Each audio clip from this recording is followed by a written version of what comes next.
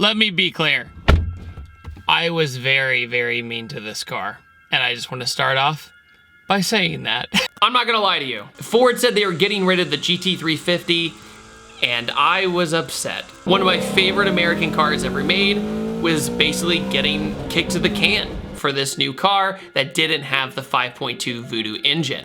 However, the Mach 1 does something that I really didn't expect and made me realize that the Mach 1 is maybe the quote-unquote best parts bin car ever made. It uses really good stuff from the Ford catalog. It's got parts from the GT350, the Mustang Bullet, and the Shelby GT500. This is also why I believe that the new Mustang Mach 1 is a spiritual successor to the Boss 302. So what's it like driving the brand new Mach 1, and is it a worthy successor to the GT350? Let's go for a drive and find out. Before we get really into the Mach 1, I want to thank today's sponsor, Off the Record. 41 million drivers in the United States get a ticket every single year. That's 112,000 people a day, or 1 in 5 drivers each year. But the problem is only 5% of people actually contest their ticket. And the average speeding ticket fine is around 150 bucks. So you typically just kind of want to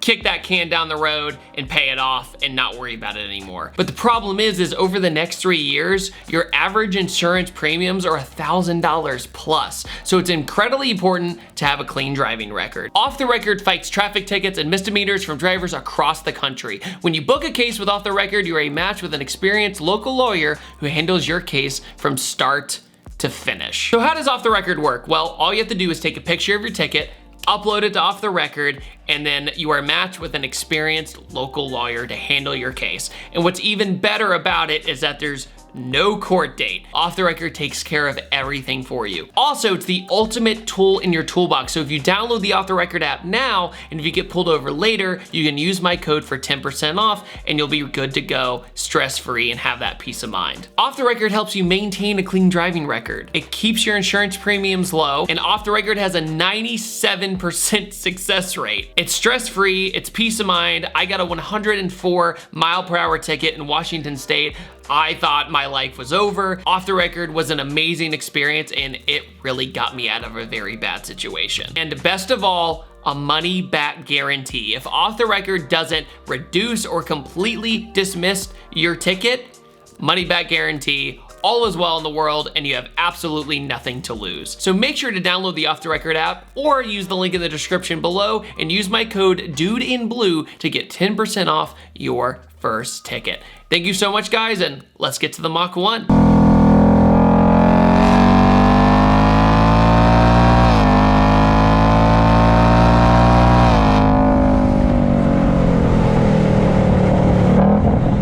I'm going to be very honest with you. When the Mach 1 was announced, I was not too crazy about it. So why did I have a problem with this car replacing the GT350? To be frank, mostly the Voodoo engine. The 5.2 liter Voodoo engine is an absolute rock star. It made the car feel special. It made Mustangs just feel like a completely different animal. A lot of my friends who are more into import cars and Euro cars started to look at these cars differently after that, and look at Ford differently after that. The 8250 RPM redline, 5.2 liter naturally aspirated V8 with a Tremec transmission. But at the same time, the car was expensive, and at the same time, the first gens had quite a few problems with vibration. It just was more of an unattainable car. So Ford took a few steps back and said, okay, how about we cut back on some of these Mustang models and create kind of the ultimate, more affordable one, quote unquote, even though this still starts at $53,000. What does $53,000 get you? Well, surprisingly, quite a bit. You get 480 horsepower, 420 foot-pounds of torque, and this pretty much uses the same Coyote 5.0 that you find in the Mustang Bullet. The Mustang Bullet was a pretty unnecessary car in my opinion. I think this should have just been out instead in general.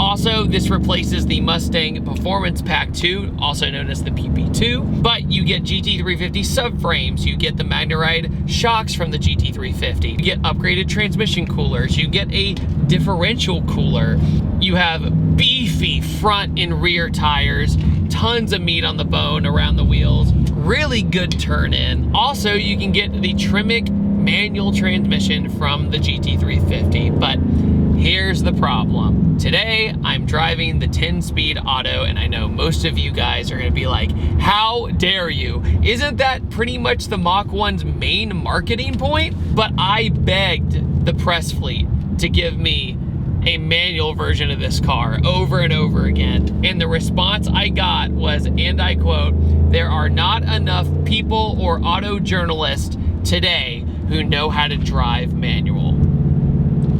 Isn't that insane? However, the Mach 1 might have the best Mustang factory exhaust I've ever heard. I mean, just listen to it.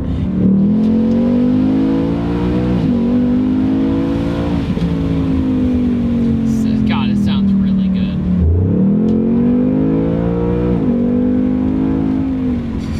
Like, it shifts super fast for being a non-DCT.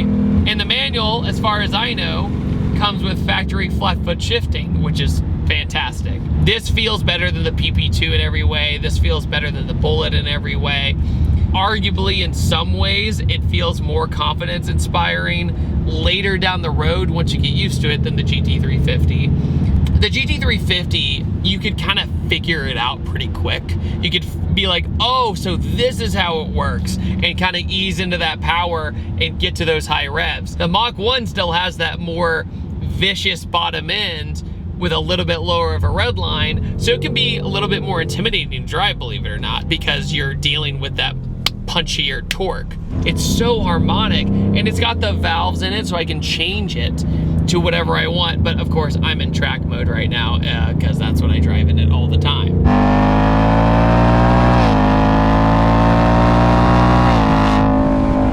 7,500 RPM redline factory. They focused way more on balance and handling on this Mustang. And honest to God, I think this is the spiritual successor to the Boss 302. It was kind of my first comment about this car, was I think this is gonna be the new Boss 302. And I think it is in a lot of ways. I want to talk about the branding of the name Mach 1. Do I think that this car deserves the name Mach 1? Well, that's honestly where a lot of my problems were when the car was announced. I wasn't quite sure if using the name Mach 1 on something that didn't have something more unique or revolutionary, but the car just feels good. The 10-speed in this car is tuned much better than my own 2018 S550. My 2018 S550 GT, I absolutely love it. I daily drive it pretty much every day, but this fixes almost everything I don't like about it. When you start this car, you get this neat 3D model of the Mach 1, which is really neat. Also, I want to add that people lose their effing mind when they see this car. People love this thing. I did not think this thing would have the impact it does in the public. I've driven Lamborghinis on the street that have gotten less attention than this thing does. The color of this car, the color combo, and the orange, it actually works. These also might be my favorite factory Mustang wheels I've ever seen that are not carbon. So they did not make carbon wheels for the Mach 1 like they did with the Shelbys, which is understandable. It's more expensive and much higher risk, you know, if you hit a curve or something.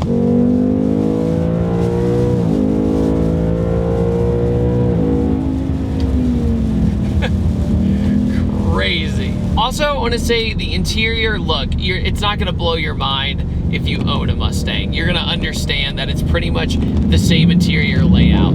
But they have gauges next to the AC that are usually not there. You also have My Color. You can change the interior lighting to whatever you want, which is really neat. So interior-wise, just expect it to be a little bit nicer Mustang GT. Sorry guys, I had to stop. My GoPro got absolutely soaked. I'm just going to sit for a second and talk about a few things.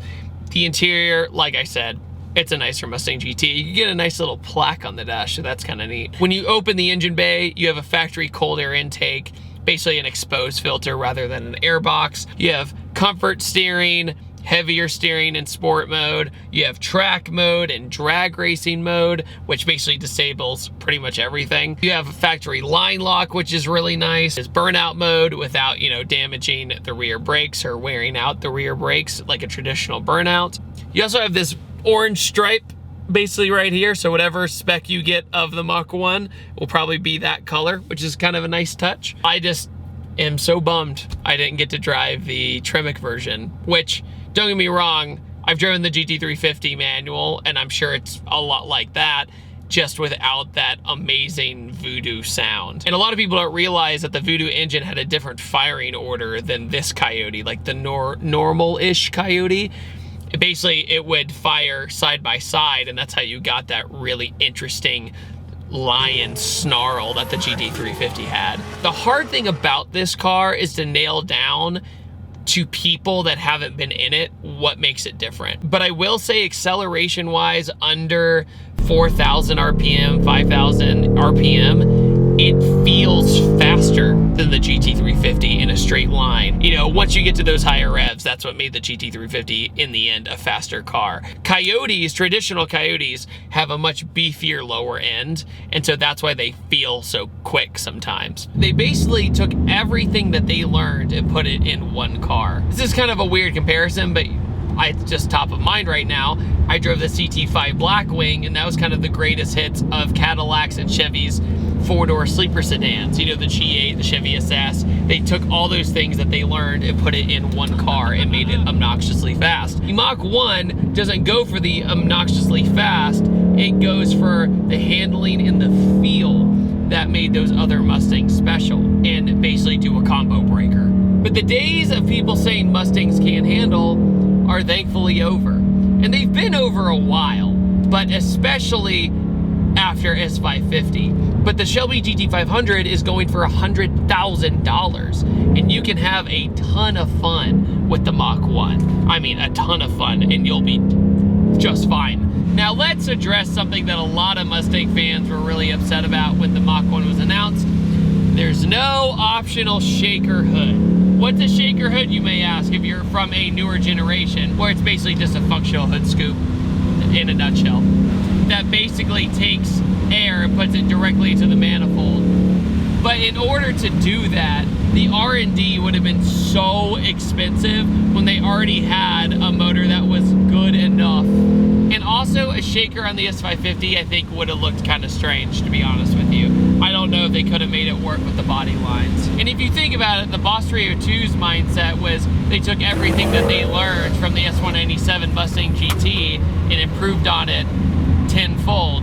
And that is pretty much what the Mach 1 does. Also, side note, a lot of people always ask me, why don't you buy cars like this for your YouTube channel?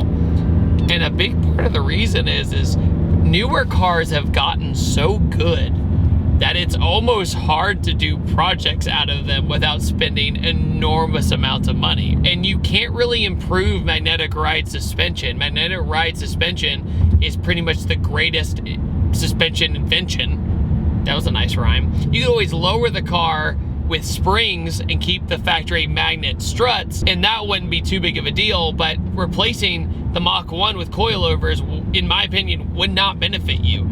There is no point. Changing pretty much all of the suspension underneath, it'd be a hard argument to replace it because of the millions of dollars of R&D with the GT350 and GT500. And I think car guys like us sometimes change things just to change them, right? To feel like we're improving, even though maybe it won't. The Mach 1 is a turnkey modified Mustang, right? It fixes any type of cooling you'd have on track. It fixes any suspension or crazy body roll that would make you feel uncomfortable.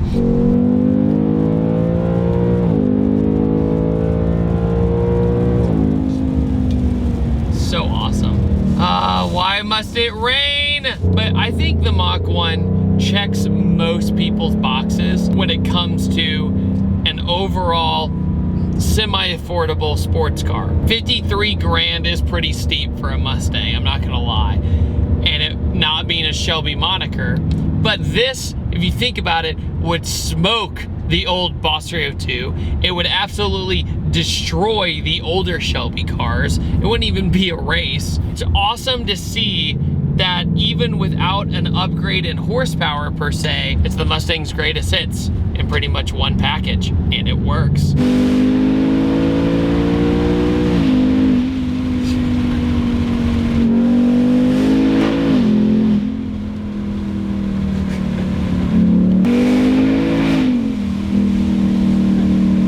What do you think about the Mustang Mach 1? Do you think they should have named it something different? Do you think they should have used the 5.2 or anything else along those lines? Do you care that it has a shaker hood? All these amazing questions. Let me know your answers in the comment section below. Also, if you like my videos, make sure to hit that like button because it actually really helps me out with the algorithm gods. So I really appreciate that. And on that note, I upload on Tuesdays, Thursdays, and Sundays, and I will see you guys next time. And take it easy. Have a wonderful day.